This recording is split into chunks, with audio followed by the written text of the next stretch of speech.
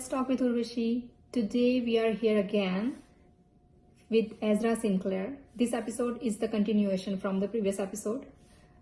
Please stay here, do listen about it, comment below what should we explore more, what should we talk about more. We can bring those kind of topics to this show. People who are on top of their game, they have made some bad decisions and right now they are successful. Based on that, even what I have understood in my life is that if the right lesson is learned from our own failures, the success will be a different level. So do you feel it is true that failure brings different level of confidence and it leads to the success, or it is just different experiences of life, or like people have different understanding of it? What do you think? Yeah, I think the failures lead to the successes. I think it's the times. There's a great analogy about a man who is digging. He's digging for gold, and he digs for like 5 miles, and he doesn't find anything. So he stops and he gives up and he throws everything away. And then the next person comes in and starts digging, and they dig for half a mile and they find all of this gold. But this is more of like a don't give up. Not to like to stop. But he finds this gold. So it's like the guy before, he gave up and he stopped after he was stretched out, he was stretched to his limit. So he used his max, and he was like, okay, I just want to give up now. And he just gives up because he's like, okay, this is it. But if he had kept going and hadn't kind of dropped off there when he was at his lowest, he'd spent all his money, all his water, and he was at his lowest point, and he'd got there. But if he'd kept going, he would have made it to that end and he would have got the gold. I think it's, those times when you're at your lowest and it's going the most difficult. Once you can keep pushing through there, once you can stop, when you're like, oh, I'm going to give up, this is it. Like, I'm at the max. I want to stop. I haven't got anything left. Those times are the turning points. Those are the times when I think it's the most important to like dig down and just keep pushing on, because we get, when we're at our lowest, there's always the peaks that come from being the lowest. And if we never got to those points, the highs would never be as high. And it seems to happen to so many people that George Ford, the guy who created Ford, he went he went almost bankrupt making one of the engines. So he had an eight valve engine and he was changing up to a 16, and all the scientists said it wasn't possible and that he couldn't do it. He said it was possible because that's what he wanted, and he wanted to do that. So he got all his scientists, and they were working on it for months and months. And they said, this isn't scientifically possible. Like, you can't have it so it will work, because it will break, or it will just not function. And he said, no, it's possible. And he spent all of his money, and he had no money left. He was almost bankrupt. And it was a day before he had to stop, because he just had nothing left. He was getting into debt.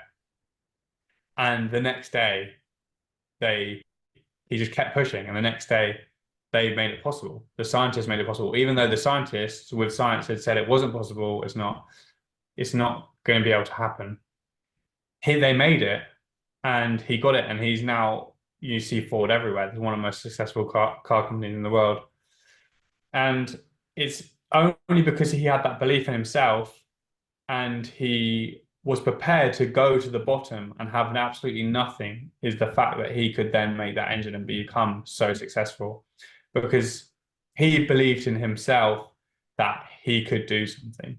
And if you have that belief, when you get to those places and you feel like you need to give up, you just need to believe that this is, this is the time that you just need to keep pushing on and keep going. Because those times when you're at the lowest are, you're just, you never know how much more it's going to take just to become and push through to become the person who you need to be to get to be successful as possible. Brilliant. Amazing. That story tells me something. Do you believe that the people or organization, whoever who has gone beyond the belief of success and failure, they actually flourish, or it's just a myth? What do you think? Yeah, I think this is where mindset is important. I think once you get to that low point, it is all you have left sometimes is the mind. And it's easy once we get there to stop. So because there'll be all the self-talk in our head that will come through, you can't do this, you can't make it. You're at this point, just give up now. Because your mind wants you to be comfortable. So the mind will always put you back into your comfort zone. It will always want you to be safe. And going down to that place where you're going to have nothing and you're going to be working and you're going to be,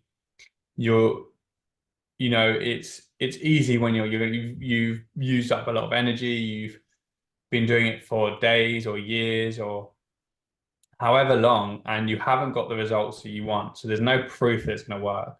But I think if you have that belief in yourself, the proof that you need, it will come to you after you've used up everything.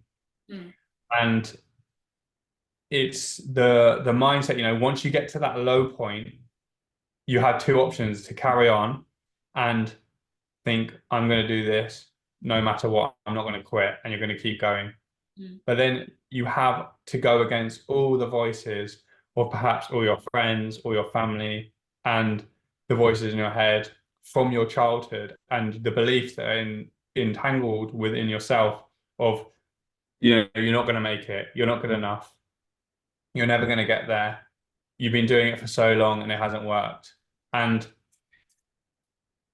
it's easy then to stop and go back to what you want to do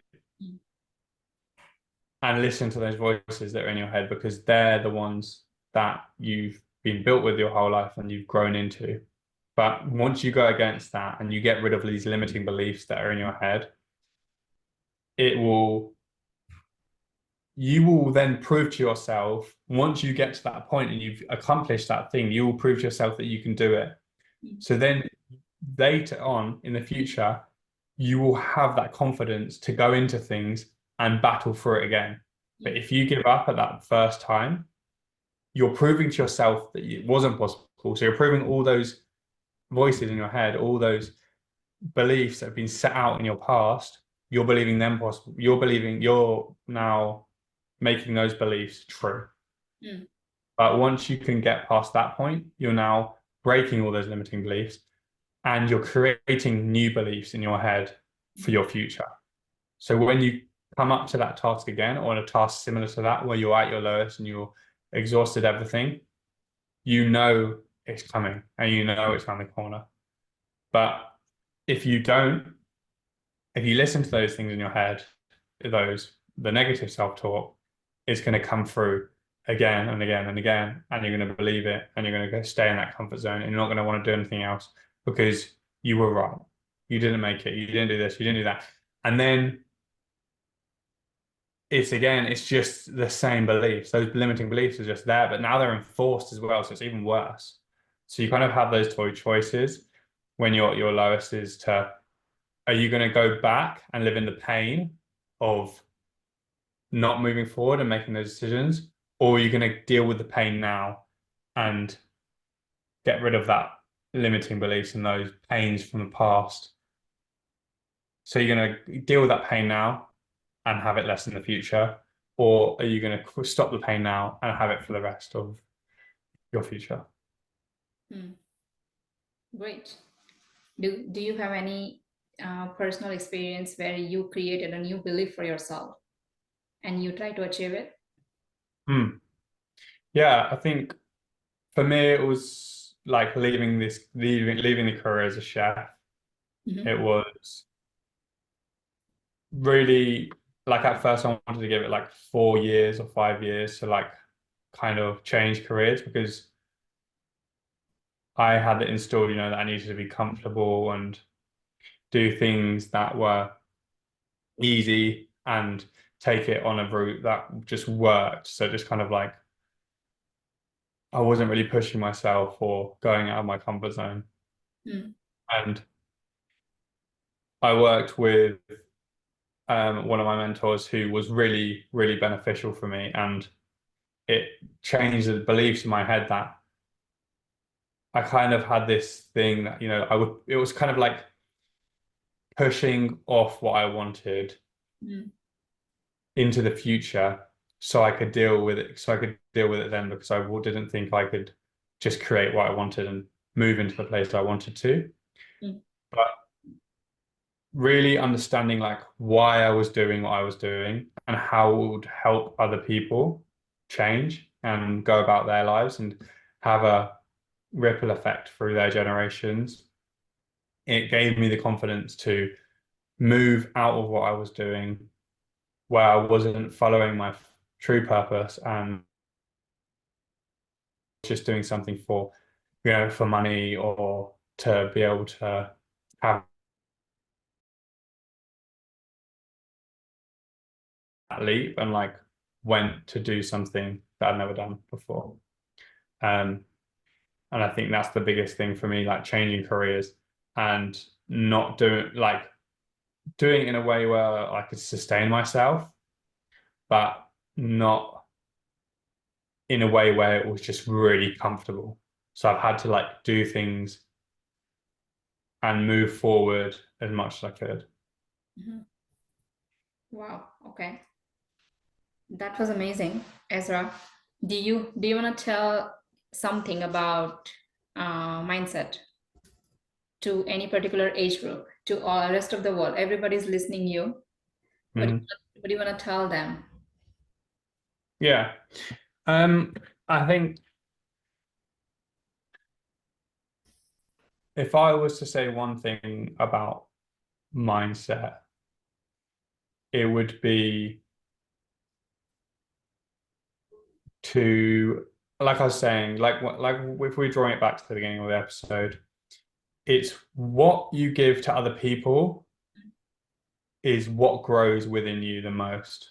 So if you give happiness to people and provide happiness for them, you receive the most happiness, but not like expecting to receive that, but it's giving out of the kindness of your heart or your energy. And I think it works for everything. If you're rising people up and giving them confidence, you become more confident as a person. And if you provide joy for people, you become more joyous within yourselves. So one of the best ways for you, if you're dealing with something and you're feeling a certain way, reflecting on either how you can do that in an opposite way and give it to someone else. So if you're angry, thinking about how can you make someone else happy, this will then bring happiness within you. And if you're wanting a certain energy, if you want something, if you want to feel like if you're feeling lack in something, if you give to someone else, you will feel like you're being more abundant as well. That was so beautiful and so powerful. I guess this is my takeaway from this podcast today. And the most powerful lines, like what you give, it comes back to you. So that was so amazing. And I guess if everybody has that in core of the heart, I guess where we can build the world what we desire for. So that was amazing. So for today's podcast, I'm going to ask you last two questions, which I want to know personally, but it's not about mindset and coaching, because you said that you were chef. So I'm excited now to ask you, what do you like to cook? What is your most favorite recipe? Yeah, that's a great question. And I would say at the moment, one of my favorite types of cuisine is like Middle Eastern. So there's Johan Ottolenghi, who is a great chef, and he's got a great recipe book. And I follow a lot of recipes from there, and it's like really fresh, citrusy, zingy dishes and plates, and they're really, really nice. And I would say for like my favorite dish would probably be like a surf and turf. Like can't go wrong with a lobster and a steak. Oh, great. Do you cook at home? Like, do you go to a kitchen and do it literally, like in the home when you're in home? Yeah. So I do cook here. My girlfriend actually cooks Okay. mostly for us. But I do cook like we have dinners here and we have dinners with her family, and I will like cook for like dinner nights if we have a like a special occasion and stuff, and I will do cooking as well. That's Yeah. amazing. When it comes to cooking, I love it. So I had this final question. If if you have uh, if you have power to bring something phenomenal in this life, which is like you can do whatever you want, what would you do? In terms of anything, Anything. It's not about coaching or chef or anything. It's like being superhuman. You have all the powers and you just want to do that in this life.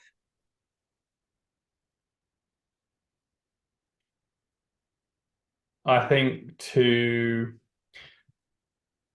power to bring everyone to their most authentic selves, like to create the most authentic world possible. I feel like a lot of problems are lost in translation, and a lot of the world's issues are because a lot of people aren't their authentic self, and they're doing things for reasons outside of their being.